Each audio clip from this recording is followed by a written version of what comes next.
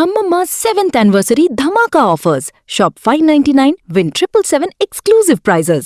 Order now. వరుస విజయాలకు break పడింది. ఐపీఎల్ 2026 సీజన్లో పంజాబ్ కింగ్స్ జైత్ర యాత్రకు రాజస్థాన్ బ్రేకులు వేసేసింది. డోనోవన్ పెరీరా, శుభన్ దుబే అద్భుతమైనటువంటి పోరాటంతో మంగళవారం జరిగినటువంటి మ్యాచ్లో రాజస్థాన్ రాయల్స్ 6 వికెట్ల తేడాతో థ్రిల్లింగ్ విజయాన్ని సాధించింది పంజాబ్ పైన. ఈ సీజన్లో మొదటి ఓటమి రుచి చెవి చూసింది పంజాబ్ జట్టు.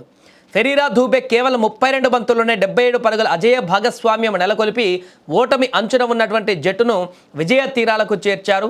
223 పరుగుల భారీ లక్ష్యంతో బరిలోకి దిగినటువంటి రాజస్థాన్ ఛేదనకు 15 ఏళ్ల యువ కెరటము వైభవ్ సూర్యవంశీ మరొకసారి అదిరిపోయేటువంటి ఆరంభాన్నిచ్చాడు.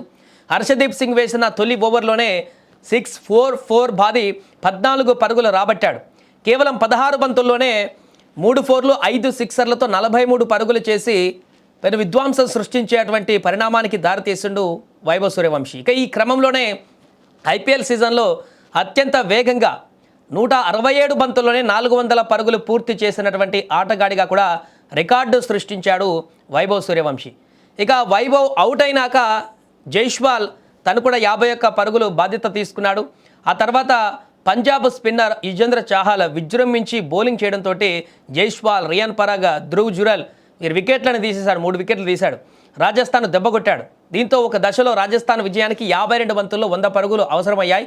ఇప్పటి వరకు అక్కడ పంజాబ్ జట్టులో కూడా ఓపెనర్స్ అదేవిధంగా ఆ స్టార్టింగ్ బ్యాట్స్మెన్లనే రాణించినటువంటి పరిస్థితిని మనం చూసాం. ఈ స్కోర్ని ఛేదించడంలో పంజాబ్ కూడా ఈ యొక్క అద్భుతమైన స్కోర్ని ఛేదించినటువంటి సందర్భంలో ఈ ఒక లక్ష్యాన్ని ఛేదించే క్రమంలో రాజస్థాన్ రాయల్స్ కూడా ఓపెనింగ్ బ్యాటింగ్ అద్భుతంగా కొనసాగింది. ప్రతిసారి కూడా ఓపెనర్లు ఆడితేనే మంచి స్టార్ట్ లభించింది. విజయావకాశాల్లో కూడా ఎక్కువ పాత్ర కనిపించింది. అయితే ఊహించని విధంగా జైస్వాల్ అదేవిధంగా వైభవ్ అవుట్ అయిపోయిన తర్వాత పరాగ్, ధ్రువ్ జురెల్ కూడా అవుట్ అయిపోయిన తర్వాత ఇక మిగతా బ్యాటర్ల మీద నమ్మకం లేనటువంటి పరిస్థితి ఏర్పడింది. దీంతో పంజాబ్ మరొక విజయాన్ని అందుకుంటుందనేటువంటి అంచనా ఏర్పడింది. కానీ ఈ సమయంలో క్రీజ్లోకి వచ్చినటువంటి ఫెరీరా, ధూబే స్పిన్నర్లను ఓవర్లు ముగియగానే పేసర్లపైన ఎదురుదాడికి దిగారు. హర్షదీప్, జాన్సన్ బౌలింగ్లో బౌండరీలు బాదుతూ లక్ష్యాన్ని కరిగించేశారు.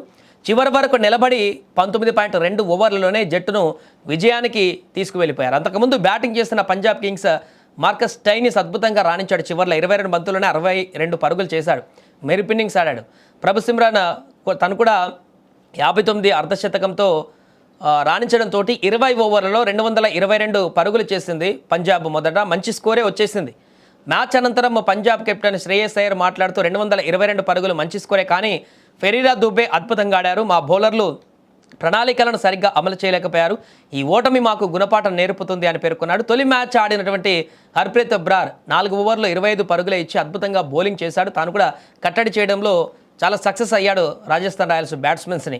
ఏదేమైనా కూడా వరుస విజయాలకి బ్రేక్ వేసి రాజస్థాన్ రాయల్స్, ఎందుకంటే కీలకమైనటువంటి మ్యాచ్ రాజస్థాన్కి కూడా ప్లే ఆఫ్స్కి వెళ్ళాలంటే ఖచ్చితంగా ఈ మ్యాచ్ గెలిస్తే కొంత పాజిటివ్ ఇంటెంట్ ఎక్కువగా ఏర్పడేటువంటి అవకాశం ఉండేది.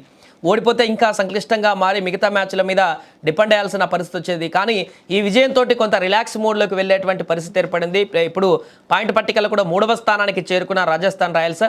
మిగతా మ్యాచ్ల్లో కూడా 2 3 మ్యాచ్లు గెలిచినా కూడా ప్లే ఆఫ్స్కి వెళ్ళేటువంటి అవకాశం ఉంటుంది. కాబట్టి ఏదేమైనా నిన్న జరిగినటువంటి మ్యాచ్లో వరుస విజయాలకి ఈ సీజన్లో 8 మ్యాచ్లు అయిపోయిన తర్వాత ఒక ఓటమిని చవి చూసేటువంటి పరిస్థితి పంజాబ్కి ఏర్పడింది.